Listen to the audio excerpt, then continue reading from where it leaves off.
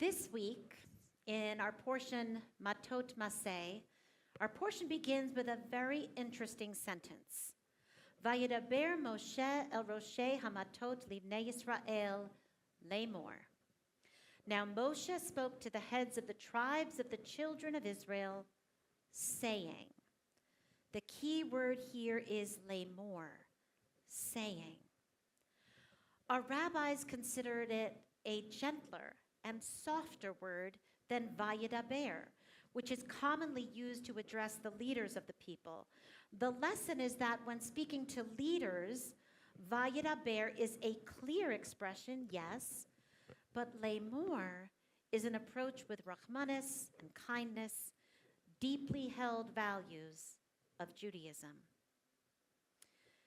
Rabbi Shlomo Freifeld was a beloved teacher and founder of the She'or Yashuv Yeshiva in Far Rockaway. He was known for his gentleness. He would lead his students, these small children, by hand through snow and rain, and he always had a kind word for them when they entered the school. One day, a bacher, a male student, entered the yeshiva, and he didn't speak so kindly to Rav Freifeld. He was rough and brusque. 3 years later, Rav Freifeld confronted the young man and said, you know, 3 years ago, you weren't so kavodik to me. The young man was taken aback and instantly remorseful. Rabbi, I'm so sorry. But why did you wait 3 whole years to tell me this? First, I needed you to know that I loved you. Then I could reprimand you. With patience and kindness came wisdom, understanding, respect, and care. In another example of patience, we have the holy brothers, Rabbi Elimelech of Lezhensk and Rabbi Zusha of Anipoli. It is said that when they became aware of someone who needed to learn such a lesson, they would not confront them, but would instead have a conversation within earshot of that person. One of the brothers would confess to the other that he had committed the particular sin that they knew that the listener had committed. The other would then direct him to do teshuvah, repent for that sin. The person who overheard the conversation would then be able to apply this advice to himself without the embarrassment and pressure of confrontation. Maybe this worked, maybe it didn't. It was worth a shot. Another example. When chastising Miriam and Aaron for gossiping against their brother Moses, even God modulated, saying, Vayomer Shimu na divarai, please hear my words. Rashi notes that na is always a word of entreaty.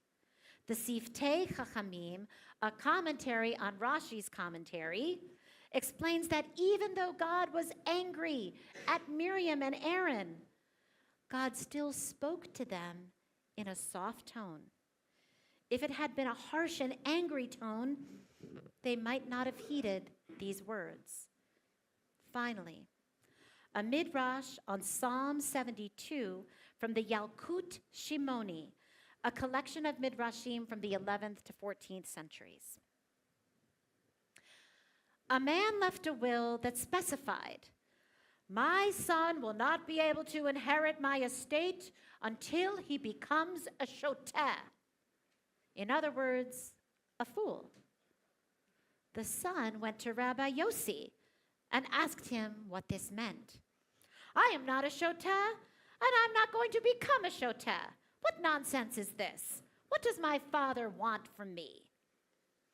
Rabbi Yossi couldn't say exactly. Give me some time to consider this. And consider he did, and consider some more. What could the father have meant by this? Stumped, Rabbi Yossi decided to seek counsel from Rabbi Yehoshua. Surely such a wise man would be able to parse this demand, right? He went to Rabbi Yehoshua's house, and as he passed the front window, he saw the great rabbi crawling on his hands and knees with a pacifier in his mouth. What on earth was going on? I bet some of you parents remember doing things like that. He was crawling after his young son, laughing and playing on his son's level. Rabbi Yossi stood in shock and embarrassment to see the wise man in such a state. He didn't know what to do. But Rabbi Yehoshua noticed him outside, called him into the house. Chagrined, Rabbi Yossi entered and cut right to the chase.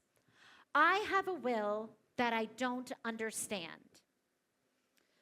Rabbi Yehoshua read it over and said, first, a question. Is this son married? No, he is not. Does he plan to get married? I do not believe so, no.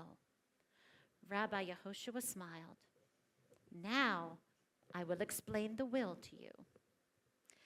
As he reasoned, the son did not want to get married because he did not want the burden of raising children. Rabbi Yehoshua asked, do you know what it takes to raise children? Sometimes one must have the patience to act like a shoteh, a fool, getting on your hands and knees, playing dress up and pretend, and not worrying about what anyone else thinks when they're looking in a window. Rabbi Yossi had the good grace to look sheepish, and Rabbi Yehoshua laughed kindly. Sometimes, one must have the wisdom to look foolish, or at least the wisdom to recognize our foolishness. How often do we resort to scolding when we all might be better served by a pause, reflection, and patience when trying to understand what someone has done? How often could we let go of our own ego, our own anger and confusion, our own assumptions, and simply ask, why? Why did you do this? I want to understand.